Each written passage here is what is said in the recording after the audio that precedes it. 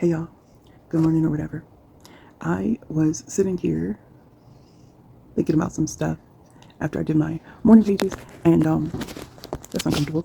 And I was thinking about blockages, like how I've been feeling like I've been super blocked in life, and realizing or trying to get down to the bottom of why I'm blocked and what thought patterns are causing me to be that way. And that's just something that I've been focusing and reflecting on every morning.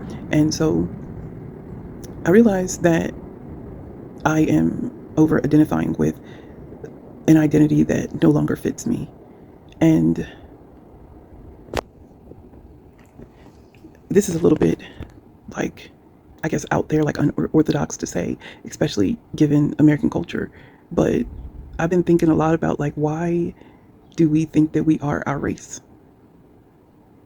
Even more so, why do we think we're our gender? Like, why do we think these things about ourselves? We forget that we are the soul coming to have an experience. And we limit our experiences based on our gender, and we limit our experiences based on our race and our culture and societal norms and all of that. We create all of these limitations that don't actually exist. They only exist in our mind.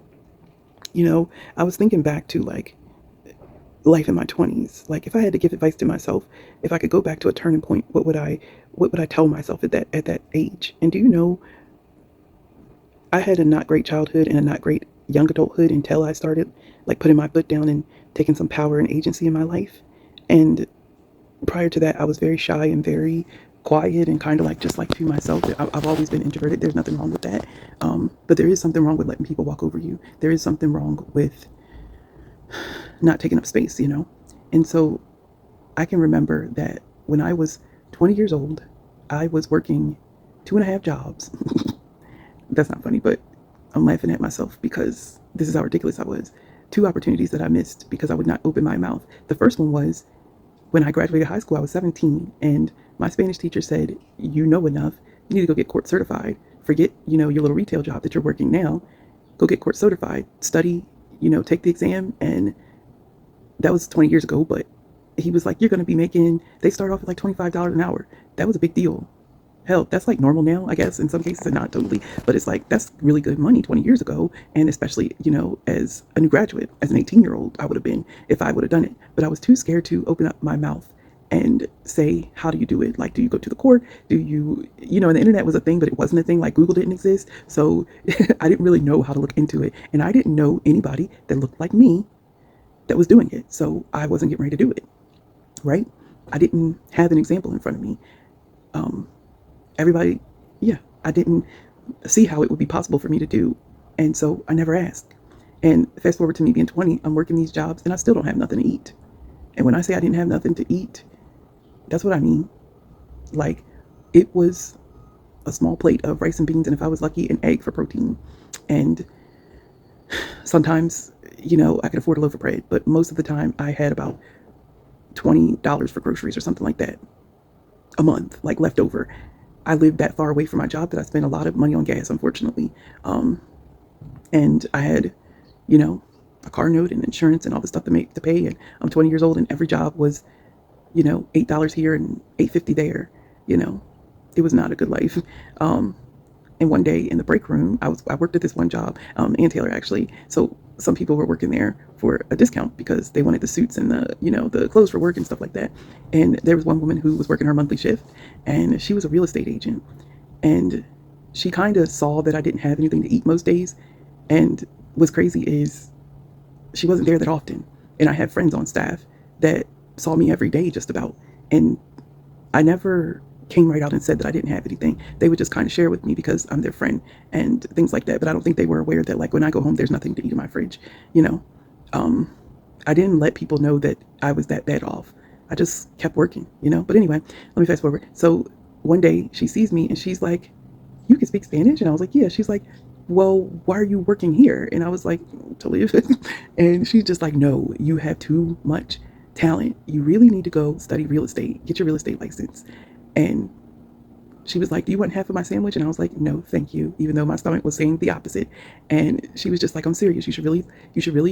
She's like, "It's not difficult. It's just a book. You just get the book, you study the book, and you pay for the exam."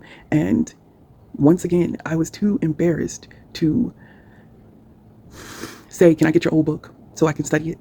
I was too embarrassed to take the sandwich. I would wait until she leave, and she did this intentionally. Every time she had lunch, she would be like, "Well, if anybody else wants it, I'm putting it in the fridge. I won't be here for another blah blah blah," and that's when I would eat. I grew up with this immense amount of shame that didn't go away for a very long time. And the reason I'm saying it is because I held myself back because of shame, and I held myself back because I did not know she was one of few female real estate agents in my area. Majority of the billboards and stuff when you would ride around are all men, white men.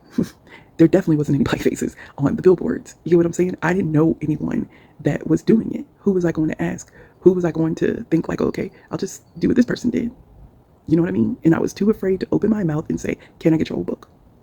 And I realize now that it was shame of who I was. Shame not just of like, poverty, but my race, of saying, "Oh, I have no idea."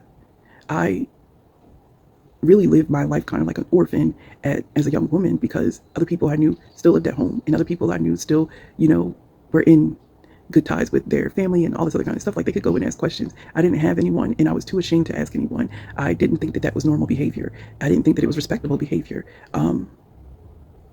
I allowed the way I identified myself to hold me back in ways that could have helped me so much to get ahead so much more in life. And I guess like, this video is kind of like an apology to my younger self, because I sat there and I suffered for no reason. People were there. People were trying to help me. And because I couldn't see myself in it, because I identified as being a black woman, as I identified at the time as being a Christian woman and needing to be humble and that God's going to bless me one day, I had all of these stupid ideologies in my head about who I was. And I missed what God was actually trying to do for me, because I didn't think that, I can't say I didn't think I didn't deserve it. I couldn't fathom it to begin with, I held myself back. And so that's what I've been examining this week. I've been examining the fact that I'm doing it again.